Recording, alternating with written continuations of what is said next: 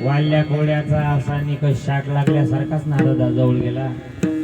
शहरा सांगितला नारदांनी, वाली कोण कोण आहे रे तुझ्या सोबत? कोणी नाही देवा. यातून तरायचंय? हो. मग एक मात्र नाम साधन आहे, कारण हा संसार रूपी भवसागर तरायचा जर असला तर नामा परते रे साधन नाही, जे का तू करसी आणि काही. नाम तुझे रे नारायणा पुढे.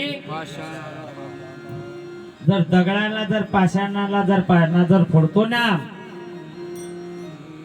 तू तर हा तुझा जो जन्म आहे, हा नरदेह तुला प्राप्त झाला, हा त्याच्यासाठी झाला, भगवंताची प्राप्ती करण्यासाठी. पण देवी दिला देह या झाला फाटा. सांगितलं बाबा काही हरकत नाही, मी नामस्मरण करायला तयार आहे. मग नामात तर एवढी ताकद आहे की घेता नाम विठोबाचे डोंगर दळतील पापाचे. हे तर मत पापच होत. डोंगरा एवढं पाप जर असलं तर नामाच्या तारल्या जाते.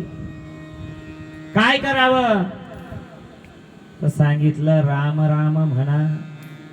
सांगितलं ते नाही बाबा जमत आपल्याला, कारण पळले वळण इंद्रिया सकळ. काही जणांनी विचारलं, म्हटलं आता मी इकडून चिवडीवरून चाललो, कथेवरून कुरणगाळ मधून आलो. 2-3 गावं लागली. म्हटलं कुरणगाळ मध्ये सप्ताह चालू आहे म्हणे, ध्यानात आहे म्हणे महाराज, पण मनात नाही राहिलं. दुसऱ्याला विचारलं त्या गावा शेजारचे, म्हटलं का रे कुरणगाळले सप्ताह आहे म्हणे, मनात आहे पण ध्यानातच नाही राहिलं. नाही, रामकृष्ण ध्यानी रामकृष्ण मनी वैकुंठ भुवनी. ध्यानात आणि मनात तुमच्या एकदार प्रमाणात असला, पण त्याला काय पाहिजे? मन ताब्यात पाहिजे माणसाचं. तुम्ही सर्वजण इथं बसलेले दिसून राहिले, देहाने की मनानं आहे? आली घरून फिरून काही मन असंच आहे. 10 चंचल वस्तू आहेत, मन मार्कटो मधुकर, तर त्याच्यातला पहिल्या क्रमांकाचा आहे मन.